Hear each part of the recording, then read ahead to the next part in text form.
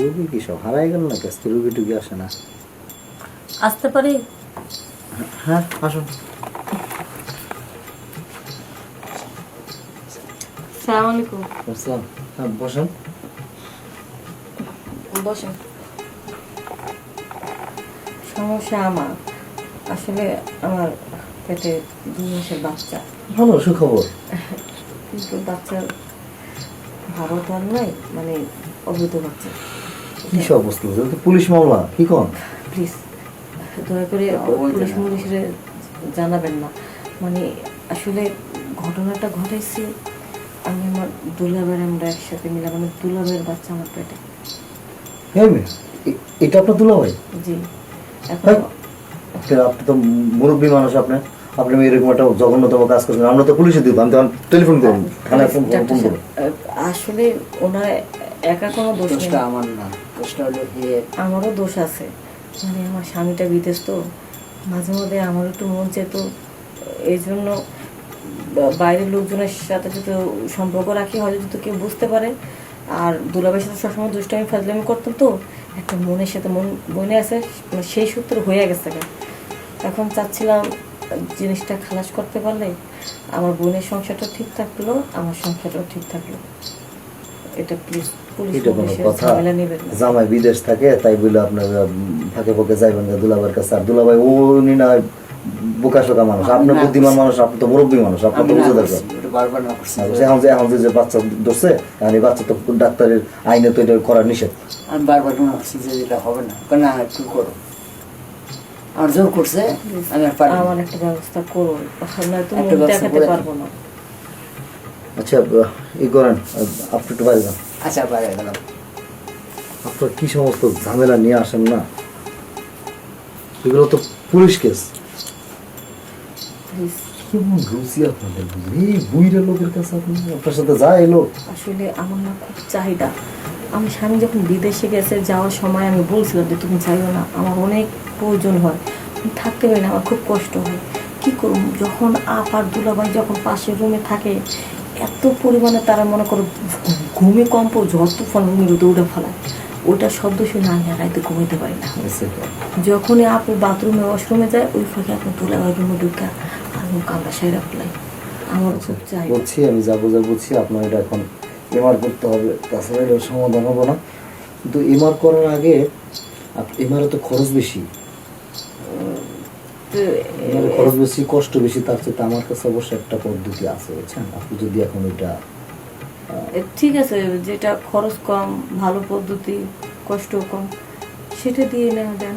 সেটা কিন্তু আবার মানে আপনার দুলাভাইয়ের সাথে জন্য করছেন না, ওইভাবেই কইরেই আসলে এটাকে, মানে ওই যে বিষঅক্ষর কাঁটা দিয়ে কাঁটা তুলতে হয়, ব্যাপার আছে না, ওই কাঁটা দিয়ে কাঁটাটা তুলতে হবে। মনে করেন যে ওইভাবে যদি আমার যে মেশিন আছে, ঠিক আছে, মানে যন্ত্রাংশ মেশিন না, আমার ব্যক্তিগত যে মেশিন, ওটা দিয়ে যখন ঘাওয়া দিলে আপনার যে যেটা জমাট হয়েছে ওটা বের হয়ে চলে আসবে। দুলাভাইয়ের সাথে ধাক্কা দিয়া বিপদ ঘটেছে, এখন আপনার সাথে ধাক্কা খাইয়া বিপদ উদ্ধার করুন, সেটাই তো ভালো। হ্যাঁ এই যে বুঝতে আপনার আসলে বুদ্ধি আছে, কিন্তু আপনি কি আছে এই লোকের কাছে ওই লোক কিছু করতে পারছে আছে কিছু? আমি আসলে একটা জিনিস বুঝলাম না, আপনি এই লোকের রুচি হয় কেমন, এই লোকের কিছু আছে, এর দিয়ে কেমনি কি করছেন? আরে আর কোনো রকম একটু আছে, লেবড়া সাবড়া পেঁচা গোসা দিচ্ছে একটু ঘুরা দেওয়ার সাথে সাথে তো মনে করেন পানি ফোটা করছে, দুধের স্বাদ বলে মিটাইছেন, এই হলো কথা। যাই হোক, আপনি যা করছেন বোঝা শেষ, এখন আপনি একটু করেন, ওই যে একটু চেক দিতে হবে আগে, চেক টেক দিয়ে আপনি দেখে কি করা যায়। আর তার আগে ইয়ে করেন, একটু জিব্বা দেখে হাঁকান তো, জিব্বাটা জিব্বা বের করে, আর বেশি করে, হ্যাঁ এই যে হ্যাঁ ঠিক আছে, চোখ দেখে, আচ্ছা ওই চোখ বন্ধ করেন, উপরে তাকান, ঠিক আছে, অসুবিধা নেই, কাপড়টা একটু নামাতে হবে।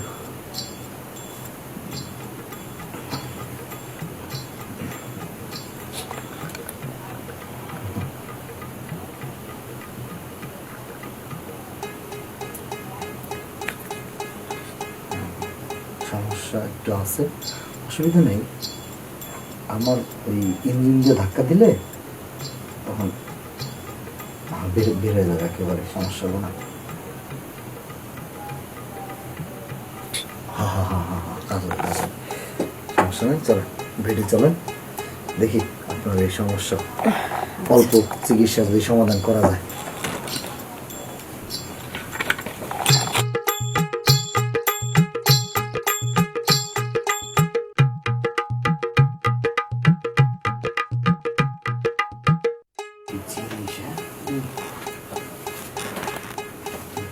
এত সুন্দর জিনিস, এটা মুরব্বী বইরা কাকারে দিয়ে মারাই নিয়েছেন, এখন এরা আমাদের কত কষ্ট হইব।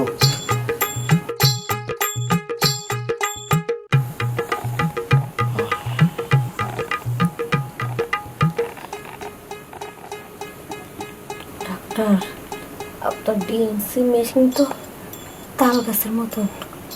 আপনি কি আপনারটা ঢুকাইতেছেন নাকি তাল গাছ ঢুকাইতেছেন? আস্তে আস্তে এই কাগজ নষ্ট আছে, সমস্যা নেই। আপনার যা ইয়া বের হওয়ার ওটা বের হয়ে গেছে। হ্যাঁ, আর অসুবিধা নেই। একটু কষ্ট হইতেছে। ব্যথা করতেছে না? ওই জিনিসটা বের হয়েছে না, একটু তো ব্যথা করবে, চিন্তা করেন না, আস্তে আস্তে ঠিক হয়ে যাবে। আপনি একটু উঠেন, নামেন, কষ্ট করে একটু ওয়াশরুমে গিয়ে ফ্রেশ হইলেই গেল। যদি তারপরও থাকে না, তাহলে আর একবার আসলে পুরোপুরি একদম পরিষ্কার হয়ে যাবে।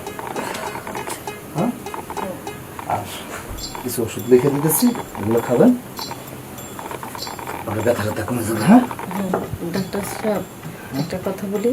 হ্যাঁ বলুন বলুন। আচ্ছা, একটা কেন, পাঁচটা বলুন। মানুষেরটা কি ঘোড়ার মতন হয়? মানুষটা কি কখনো ঘোরার মতো হওয়া সম্ভব?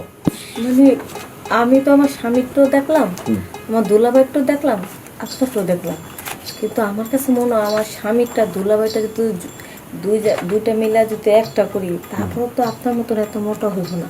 তাই না? আপনারটা এত মোটা, খুবই ভালো লাগছে। ডাক্তারদের গুলো একটু এরকম হয়। হ্যাঁ, ডাক্তাররা তো সবসময় নিজেরটা যত্ন নিতেই পারে। আচ্ছা তাহলে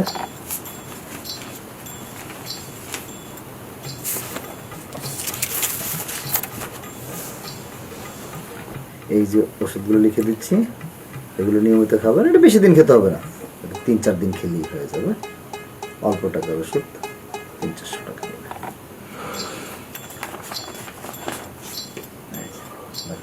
রাখেন। আচ্ছা ঠিক আছে ডাক্তার, টাকাটা? ও আচ্ছা, টাকা অ্যাকাউন্টে জমা দেবেন। আচ্ছা ঠিক আছে। ঠিক আছে, আসবেন তাহলে। হ্যাঁ, আসসালামু আলাইকুম। আসসালাম। শালিরা, শালিরা, এত সুন্দর বডি, এত সুন্দর চেহারা, কি জিনিস, কত সুন্দর লাগলো।